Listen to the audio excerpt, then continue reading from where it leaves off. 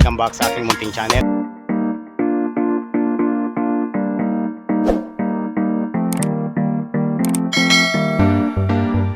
So, nandito tayo. Naghahanap buhay habang nagpapahinga. Ayan. So, magpuputol ako ngayon ng yung puno ng kaimito. So, pinatatanggal sa akin ng may-ari, kaya samahan niyo ako. Ayan. So, ay mga idol, ito yung gagamitin ko. Ito yung gagamitin ko. Sabit ko doon. Doon sa sanga ng kahoy na yun. Okay? Hindi, ano yan, gagamitin ko to para safety ako kasi akit ako sa mataas. Okay? Bali, ito yung puno na puputulin ko mga idol, may kalakihan siya.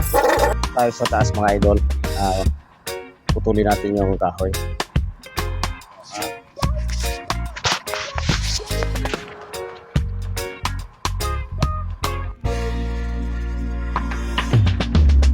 So, ito yung puputulin kong kahoy.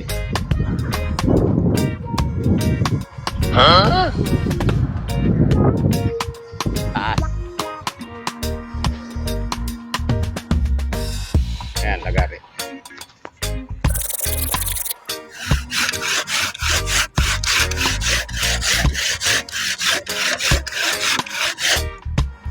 Ayan, swing na.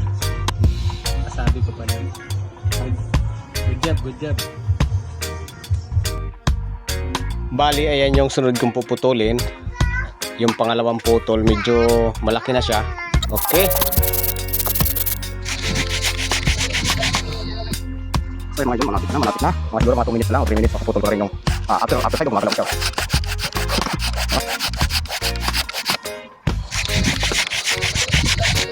Okay, Darius, pag ready ka na. Tutok na ang camera sa'yo. Pagtulak mo dun sa ating pangalawang branch.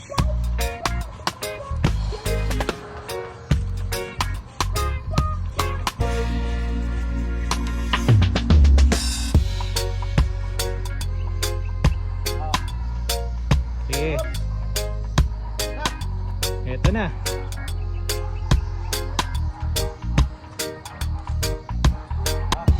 Tulak, dandan.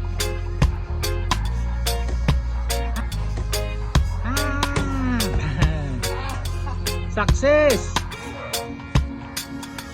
Isang thumbs up dyan. Dali.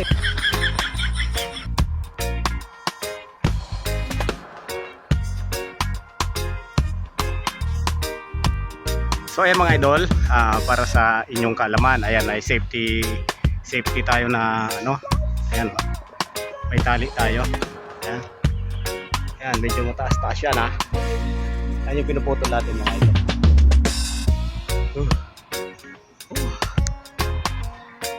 Siyempre, dapat safety tayo. Ayan, may tali tayo sa ano. Safety first, ika nga. Nakatakot tao. So, ito na mga idol yung isusunod ko na katawan ng kaimito. Ayan, medyo malaki-laki na to, kaya mahaba-habang lagharian to. Okay.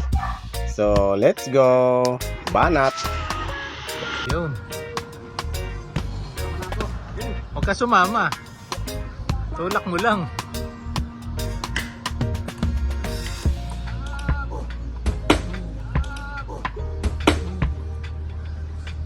Finally.